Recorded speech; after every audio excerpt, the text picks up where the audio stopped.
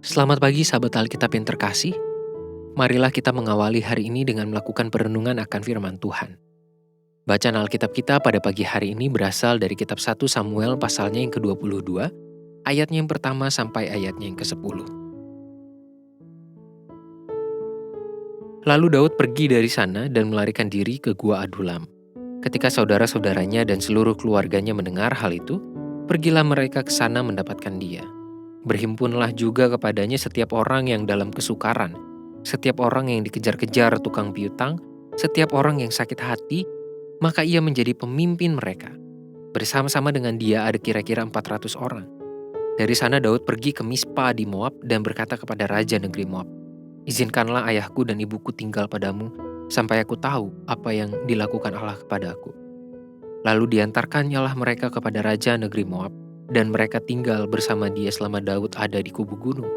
Tetapi Gad, nabi itu berkata kepada Daud, "Janganlah tinggal di kubu gunung itu, pergilah dan pulanglah ke tanah Yehuda." Lalu pergilah Daud dan masuk ke hutan Keret. Hal itu terdengar oleh Saul, sebab Daud dan orang-orang yang bersama-sama dengan dia telah diketahui tempatnya. Adapun Saul ada di Gibea, sedang duduk di bawah pohon tamariska di bukit, dengan tombaknya di tangan dan semua pegawainya berdiri di dekatnya. Lalu berkatalah Saul kepada para pegawainya yang berdiri di dekatnya, "Cobalah dengar ya orang-orang Benyamin, apakah anak Isai itu juga akan memberikan kepada kamu sekalian ladang dan kebun anggur? Apakah ia akan mengangkat kamu sekalian menjadi kepala atas pasukan 1.000 dan atas pasukan 100, sehingga kamu sekalian mengadakan persepakatan melawan aku, dan tidak ada seorang pun yang menyatakan kepada aku bahwa anakku mengikat diri dengan anak Isai itu? Tidak ada seorang pun dari kamu yang cemas karena aku, atau yang menyatakan kepada aku bahwa anakku telah menghasut pegawaiku melawan aku menjadi penghadang seperti sekarang ini." Lalu menjawablah Doeg orang Edom itu, yang berdiri dekat para pegawai Saul, katanya, "Telah kulihat bahwa anak Isai itu datang ke Nob kepada Ahimelech bin Ahitub. Ia menanyakan Tuhan bagi Daud dan memberikan bekal kepadanya. Juga pedang Goliat orang Filistin itu diberikannya kepadanya." Kisah hidup Daud memang penuh dengan intrik dan drama politis. Meski begitu, di tengah segala kemalangan dan ketakutannya sebagai musuh politis Raja Saul, Daud tetap memiliki banyak hal yang patut disyukuri. Paling tidak, dia masih memiliki komunitas yang selalu setia memberikan dukungan dan menjadi lingkaran terdalam bagi dirinya. Komunitas ini terdiri dari keluarga dan orang-orang asing yang Daud temui di perjalanan yang merasa senasib dengan dirinya. Dari komunitas inilah Daud mendapatkan support system yang juga memampukannya untuk menghadapi pergumulan tersebut.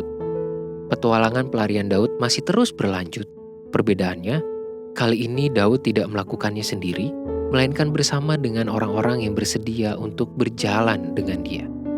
Mereka mau berjalan secara harfiah maupun secara emosional dengan Daud melewati lika-liku kehidupan. Dan Daud tetap mengambil tanggung jawab untuk memikirkan perlindungan bagi mereka, meski dia sendiri membutuhkan perlindungan itu.